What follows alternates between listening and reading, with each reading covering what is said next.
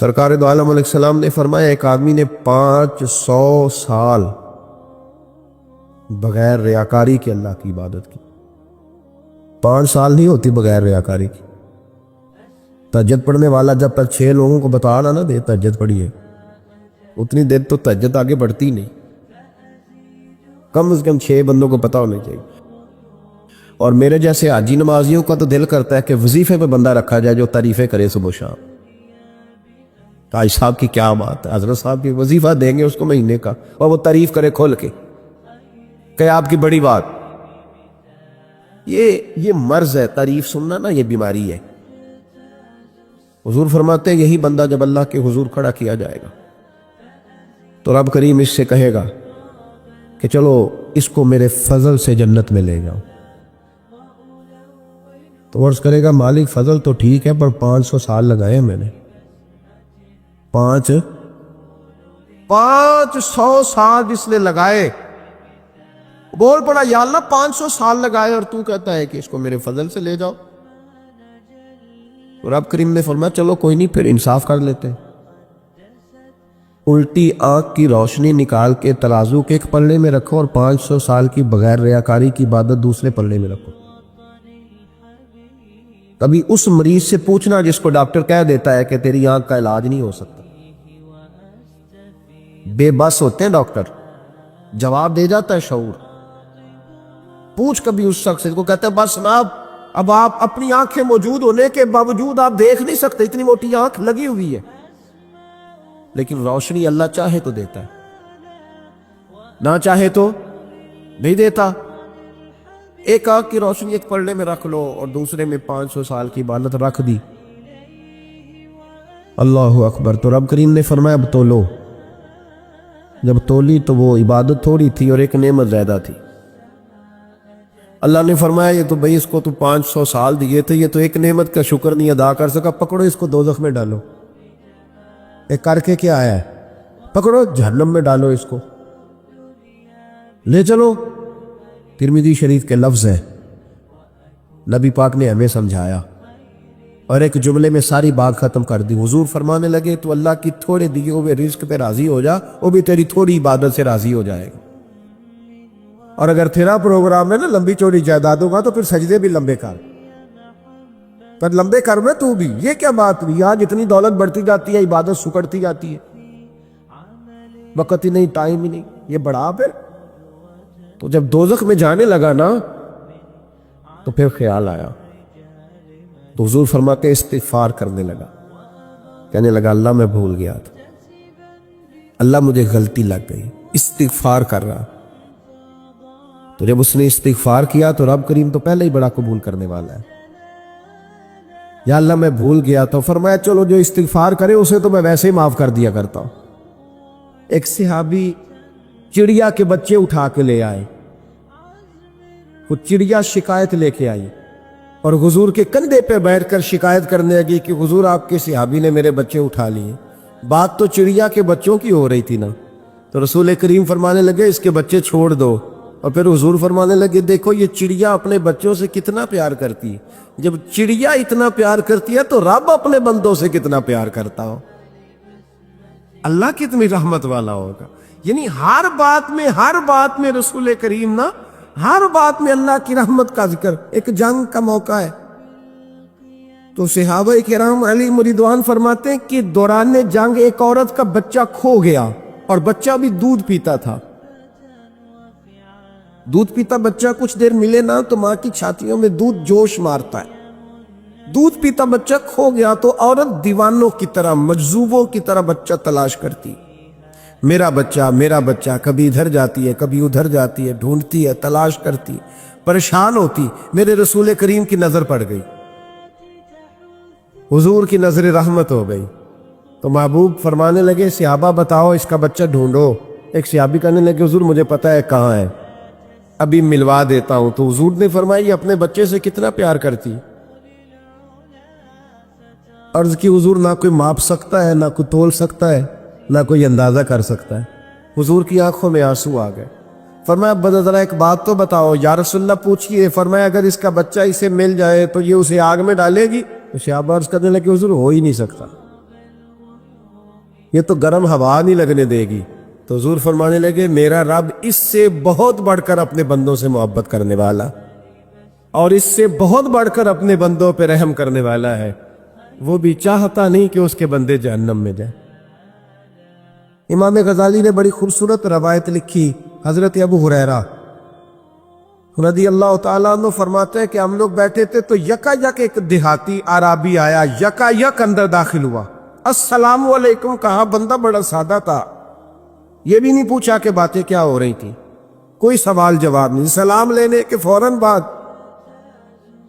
عرض کرتا یا رسول اللہ ایک مسئلہ پوچھنا تھا. کہتے ہم حیران ہو گئے کہ یار پہلے پوچھ تو لے, پہلے کیا بات ہو رہی, آتے ہی اپنی چھیڑ دی ہے. ایک مسئلہ پوچھنا تو حضور نے فرمایا پوچھو. عرض کرنے لگا حضور یہ بتائے قیامت والا دن حساب کس نے لینا ہے؟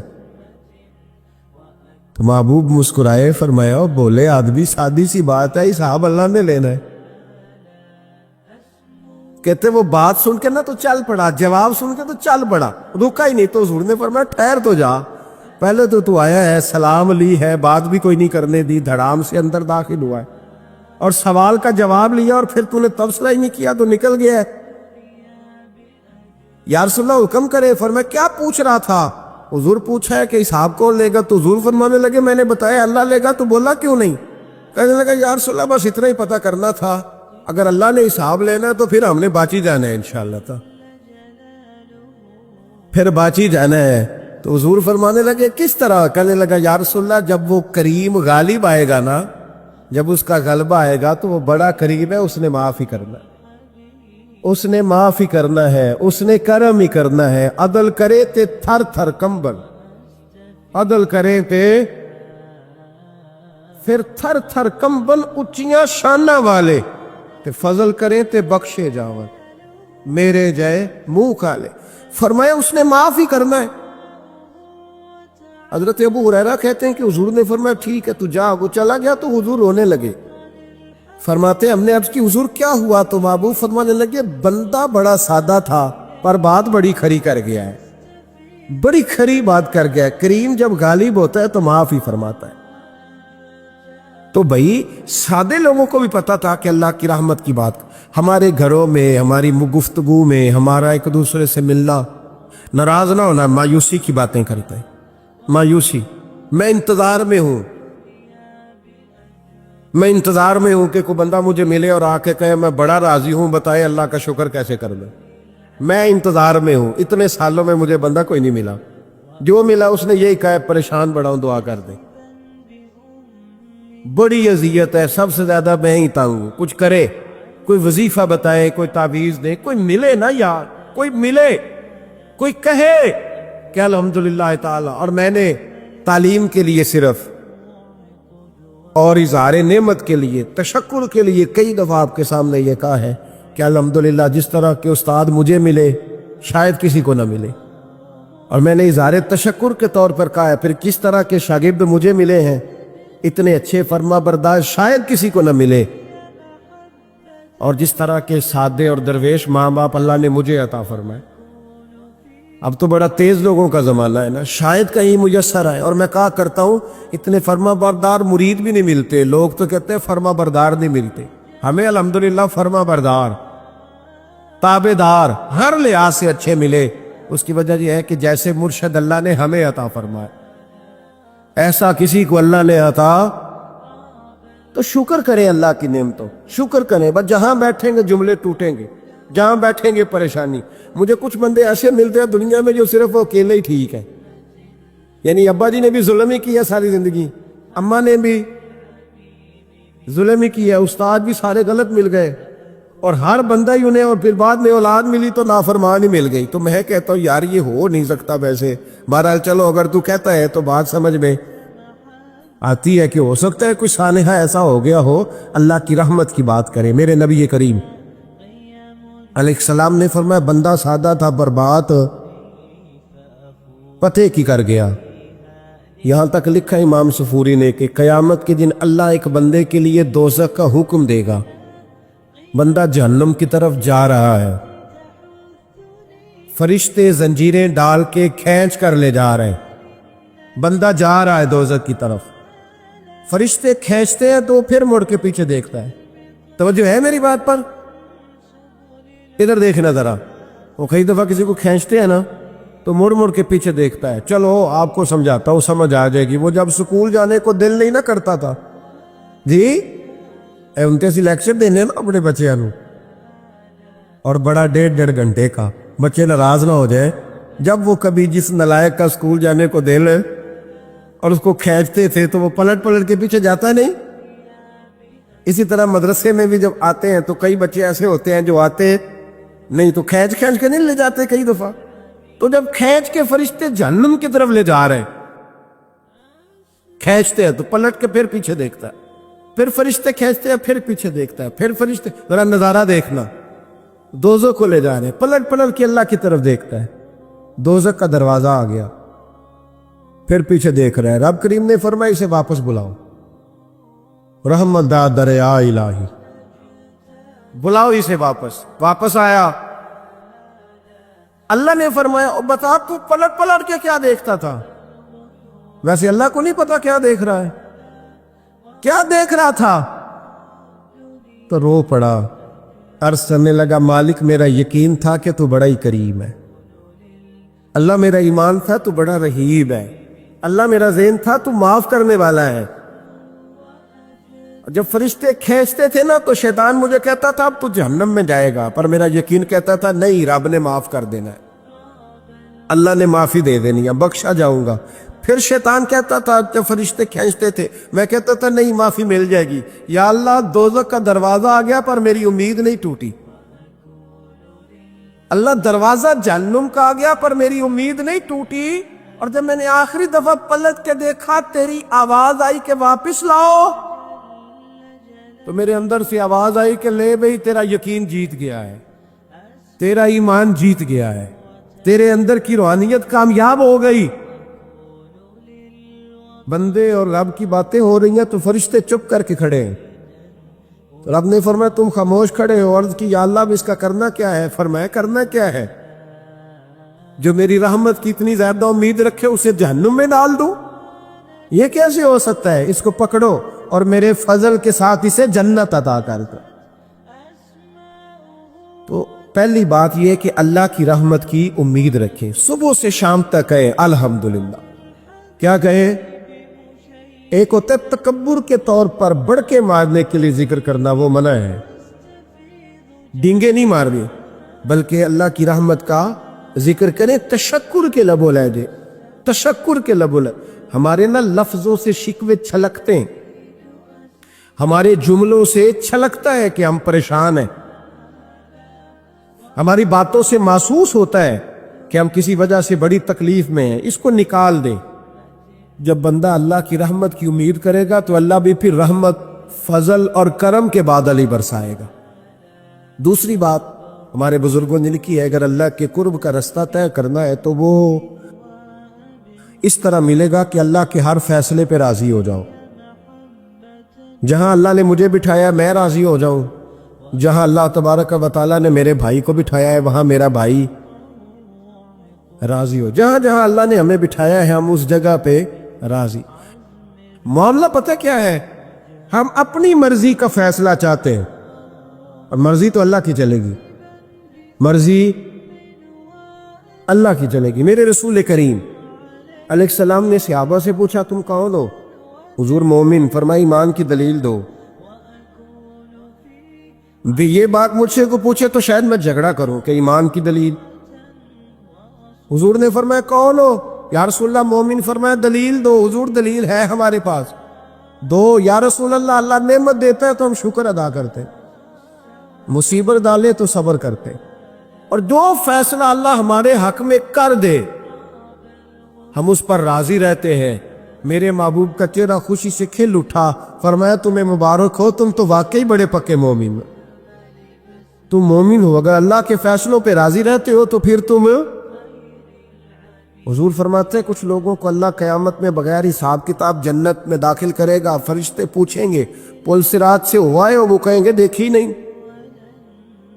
میزان عمل تلوائے؟ وہ کہیں گے دیکھا ہی نہیں. کیسے آ گئے؟ تو کہیں گے خدا کے فضل سے آ گئے. فرشتے پوچھیں گے تمہارا عمل کیا تھا؟ وہ کہیں گے کچھ بھی نہیں، عام لوگوں کی طرح نماز پڑھتے تھے، روزہ رکھتے تھے، حج فرض ہوا تو کیا، زکوٰۃ اگر ہمارے اوپر لاگو ہوئی تو دی، عام روٹین کے معاملات۔ تو فرمائے اتنی بڑی فضیلت کے بغیر حساب کتاب جنت کوئی تو وجہ ہوگی۔ تو بندے عرض کریں گے وجہ ایک ہی تھی کہ رب جو ہمارے حق میں فیصلہ کرتا تھا ہم اس پر راضی ہو جایا کرتے، ہمیں کوئی شکوہ اس پر رہتا۔ علامہ ڈاکٹر محمد اقبال رحمت اللہ علیہ، توجہ ہے میری بات پر؟ ادھر دیکھنا ذرا میری طرف، اللہ آپ کو خوش رکھے۔ کچھ لوگ نا جی کہتے ہیں ڈاکٹر اقبال نے داڑھی کیوں نہیں رکھی تھی؟ تو یہ غلطی کی علامہ اقبال نے، رکھنی چاہیے تھی انہیں۔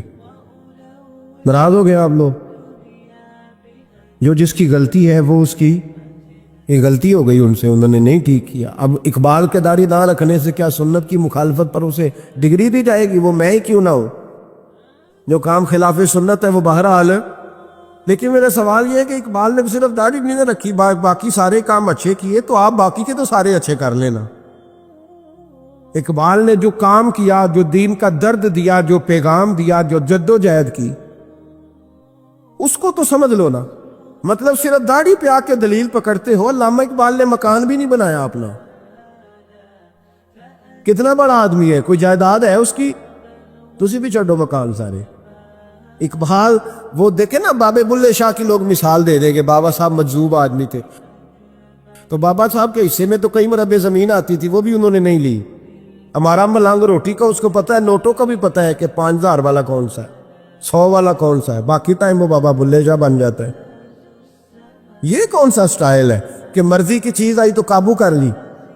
تو ڈاکٹر اقبال نے یہ درست کیا، لیکن اس کے باوجود ہمارا نظریہ ہے کہ اللہ اس کی یہ خطا معاف کرائے گا، پر بندہ بڑا باکمال تھا، یہ بڑی خوبی تھی، اور اس میں بھی کچھ حکمت ہوگی، کچھ باتیں ایسی انہوں نے لکھی ہیں بعض جگہوں پہ۔ لیکن اقبال کی جو معرفت ہے، جو حسن ہے، جو وقار ہے ان کے لب و لہجے میں، اس کا انکار کیا جا سکتا نہیں۔ لیکن اس کو ہم ڈیفینڈ بھی نہیں کرتے، جو کسی میں کوئی کمزوری ہے وہ بہرحال اس کی۔ وہ ایک سوال بڑا اٹھتا تھا، لوگ کہتے تھے کہ آپ روز داڑھی کی بات بھی کرتے ہیں اور علامہ اقبال کی بات بھی کرتے ہیں، تو میں نے آج اس کی وضاحت کر دی۔ حضرت مولا علی شیر خدا رضی اللہ تعالیٰ عنہ ارشاد فرماتے ہیں کہ ایک اعرابی نبی پاک صلی اللہ علیہ وسلم کی بارگاہ میں آیا اور اس نے بار بار سوال کیا، بار بار حضور سے سوال کرنے لگا۔ سرکار کی عادت تھی کہ جب آپ کی طبیعت مبارک، مزاج مبارک بڑا ٹھنڈا ہوتا تھا تو آپ سوالوں کے جواب دیتے، اور جب کوئی سوال کا جواب نہ دینا چاہتے تو خاموش ہو جاتے۔ لیکن اس نے بار بار اصرار کیا نا۔ یہ مجموع الزوائد میں حدیث موجود ہے، راوی ہے مولا علی شیر خدا۔ دیکھیں حضور کا نور دینے کا شوق کتنا ہے۔ نبی پاک صلی اللہ تعالیٰ علیہ وسلم سے جب اس اعرابی نے بار بار سوال کیا نا، تو پھر حضور خود فرمانے لگے چل پھر مانگ، تو کیا مانگتا ہے؟ مولا علی فرماتے ہمیں بڑا رشک آیا، ہمیں بڑا ناز آیا، ہم نے کہا کیا بات ہے؟ حضور نے فرمایا مانگ، کیا مانگتا ہے؟ اب یہ نبی پاک سے جنت مانگے گا، اور دنیا میں بیٹھے بیٹھے اپنے لیے جنت کی ٹکٹ بک کرا لے گا، اپنے لیے یہ جنت کے اندر بہترین محل اپنے لیے الاٹ کرا لے گا۔ لیکن بڑا ہی بولا تھا۔ میں کیا کروں، آج بھی اس طرح کے بولے بے شمار ہیں۔ عقیدت سے جاتے ہیں، کامل شیخ کے پاس جاتے ہیں، مانگتے کہیں جا کے دنیا کی دولت، یعنی کاروبار نہیں چلتا۔ یہ تو بات کسی شیر سے بھی کر لیتے تو اچھے کاروبار کا مشورہ دے دیتے۔ تم کسی درویش کے پاس گئے تھے تو اس سے مصطفیٰ کی نظر کرم مانگنی تھی، اس سے اللہ کی رحمت کا سوال کرنا، اس سے کہنا تھا کہ ایک خیر کی نظر ڈالی، انظرنا، یہ کہنا چاہیے تھا۔ یہاں کیا انداز ہے، عام دام برسرے مطلب۔ مولا علی شیر خدا فرماتے ہیں ہمارا خیال تھا جنت مانگے گا، پر بڑا بھولا آدمی تھا۔ کہنے لگا یا رسول اللہ صلی اللہ علیہ وسلم میں نے سفر کرنا ہے، مجھے سواری کے لیے ایک اونٹ دے دے۔ تو حضرت علی فرماتے ہیں ہمیں اس نے سوال تو کیا، پر جو ہماری طبیعت تھی اس مطابق اس نے نہیں کیا، یعنی جس طرح کا دروازہ تھا اس طرح کی بھیک نہیں مانگی۔ اس نے اونٹ مانگا، حضور نے فرمایا چل دیا تجھے، گویا حضور نہ اندھیرے دور کرنا چاہ رہے ہیں اس کے۔ فرمایا چل اونٹ دے دیا، اب تو کچھ اور بھی مانگ لے۔ حضرت علی کہنے لگے لو بڑے نصیب والا، ایک چانس اور ملا ہے۔ تو کہنے لگا حضور اس طرح کریں، جو اونٹ پر کجاوا باندھا جاتا ہے وہ بھی دے دے۔ تو حضرت علی شیر خدا فرمانے لگے ہم نے کہا تیرا اللہ بھلا کرے، تو کہاں اڑ گیا ہے؟ حضور نے نا مسکرا کے ایک تیسرا موقع دیا، فرمایا چل تجھے کجاوا بھی دیا، کچھ اور مانگ لے۔ کہنے لگا حضور سفر بڑا لمبا ہے، آنے جانے کا خرچہ بھی دے دے۔ تو سرکار دو عالم صلی اللہ علیہ وسلم مسکرائے، فرمایا جا تجھے دیا۔ پھر حضور نے ایک مثال بیان کی اور فرمایا تجھ سے تو بنی اسرائیل کی وہ بوڑھی ہی اچھی تھی۔ یا رسول اللہ کون سی؟ فرمایا حضرت موسیٰ علیہ السلام جب اپنے وطن سے ہجرت کر رہے تھے، گھوڑوں پر بیٹھے، اونٹوں پر بیٹھے، لیکن اونٹ گھوڑے جاتے نہیں تھے، واپس لوٹتے تھے۔ تو حضرت موسیٰ علیہ السلام نے عرض کی اللہ یہ جاتے کیوں نہیں؟ تو رب کریم نے فرمایا اس لیے نہیں جاتے کہ جہاں سے آپ ہجرت کر رہے ہیں نا، وہاں ایک جگہ پہ حضرت یوسف علیہ السلام کا تابوت دفن ہے، جناب یوسف علیہ السلام کی قبر مبارک ہے، آپ وہ تابوت بھی نکال کے ساتھ لے جائیں۔ یہ اگر رب نے بتا دیا تو اللہ یہ بھی تو بتا سکتا ہے نا کہ قبر کہاں ہے۔ یہ بتا دیا تابوت کہاں، یہ نہیں بتایا تابوت لے جائیں، یہ نہیں بتایا کہاں ہے۔ یہ حضرت موسیٰ علیہ السلام آپ خود تلاش کریں گے تو حضرت موسیٰ علیہ السلام نے بنی اسرائیل کے لوگوں سے پوچھا کہ وہ کہاں ہے تابوت حضرت یوسف کا، تو وہ کہنے لگے ہمیں تو نہیں پتہ، ایک بوڑھی اماں ہے پرانی، اسے پتہ ہے۔ حضرت موسیٰ علیہ السلام اس بوڑھی سے ملے تو فرمایا بتا دے کہ وہ تابوت کہاں ہے، حضرت یوسف کی قبر کہاں ہے۔ آج لوگ کہتے ہیں مزاروں پہ نہیں جانا چاہیے، تو پڑھو نا یہ حدیث کھول کے، نبی پاک صلی اللہ تعالیٰ علیہ وآلہ وسلم فرماتے ہیں کہ دیکھو قبر کا رستہ، مزار کا رستہ بتانے کا وہ عورت قیمت مانگ رہی ہے۔ حضرت موسیٰ کی ملاقات ہوئی تو آپ نے فرمایا امت تمہیں پتہ ہے جناب یوسف کا مزار کہاں ہے، قبر کہاں ہے؟ کہنے لگی پتہ ہے۔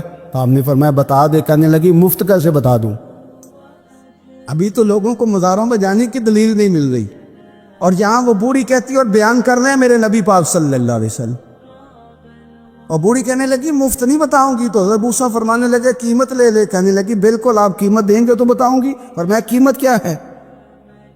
کہنے لگی قیمت یہ ہے کہ جنت میں مجھے بھی اس محلے میں مکان چاہیے جس میں حضرت موسیٰ علیہ السلام کا مکان ہو، اس محلے میں مجھے بھی مکان چاہیے، اسی درجے میں آپ کے ساتھ۔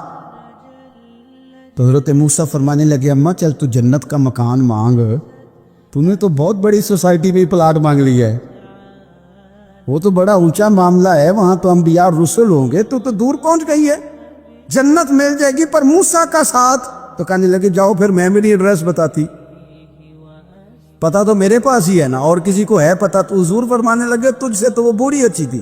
جب وہ بی بی اڑ گئی کہنے لگی نہیں بتاتی، تو حضرت موسیٰ علیہ السلام عرض کرنے لگے مالک اب کیا کرنا ہے؟ تو رب کریم نے فرمایا موسیٰ آپ جنت میں اپنے پڑوس والے مکان کا وعدہ آپ کر لے اور بوڑھی کو وہ مکان عطا میں کر دوں گا۔ آپ وہ مکان کا وعدہ کر لیں، دے دیں۔ حضرت موسیٰ نے وعدہ کیا، پھر بی بی نے پتہ بتایا حضرت یوسف کے مزار کا، اور پھر وہاں سے حضرت یوسف کا تابوت نکال کے لے گئے۔ حضور فرمانے لگے او بولے تو نے کیا مانگا؟ اونٹ، کجاوا، خرچہ؟ او کاش میں نے تجھے کہا تھا تو نے کچھ مانگا ہوتا۔ میرے رسول پاک اپنی امت کی توجہ دلاتے ہیں، حضور فرماتے ہیں تمہارے نبی کے پاس بڑا کچھ ہے، آؤ آؤ مانگ لو، اب تنگی یہ داماں پہ نہ جا، اور بھی کچھ مانگ ہے آج وہ مائل بات آ، اور بھی کچھ مانگ، نہ بیس میں الجھ آ، طلب کر مانگ۔ مانگا پھر بریلی کے امام نے، کہنے لگے ماہ مدینہ اپنی تجلی عطا کریں، یہ ڈلتی چاندنی تو پہر دو پہر کی ہے، مہربانی کریں یا رسول اللہ، ایک تجلی، ایک مہربانی کر دے۔ رسول پاک صلی اللہ علیہ وسلم ایک نا اور بہت بڑا اندھیرا ہے، وہ ہے غربت کی مایوسی کا اندھیرا۔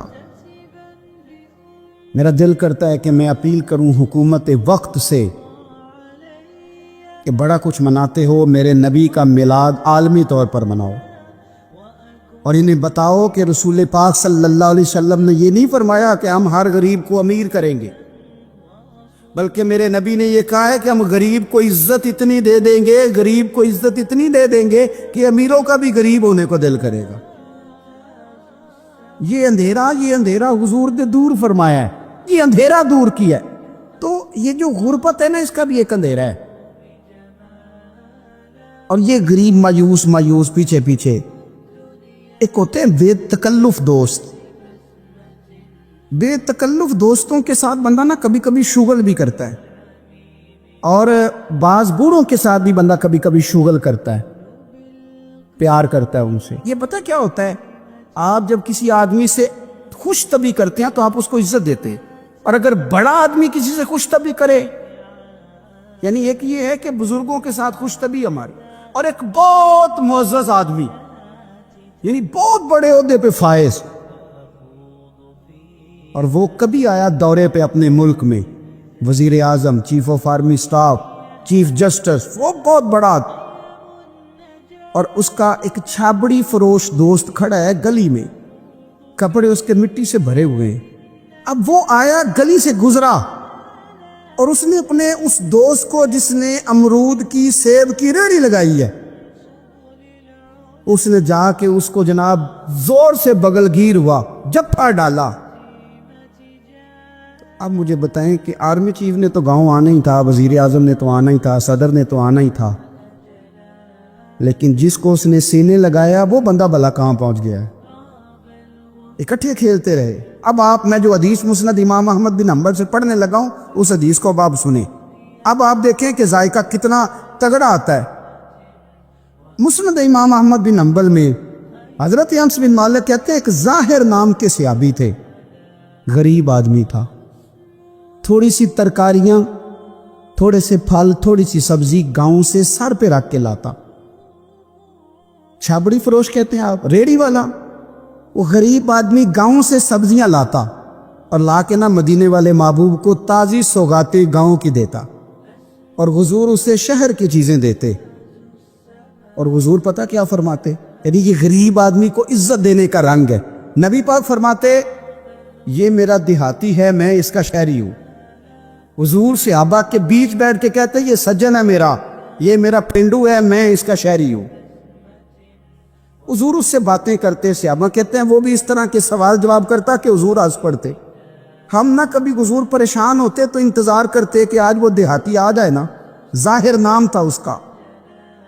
اب یہ مسند امام احمد بن حنبل میں موجود ہے کہ وہ نہ چونکہ گاؤں سے اپنی چیزیں بیچتا تھا، لا کے سر پہ رکھ کے لاتا تھا، چھابڑی والا تھا، ریڑھی والا تھا۔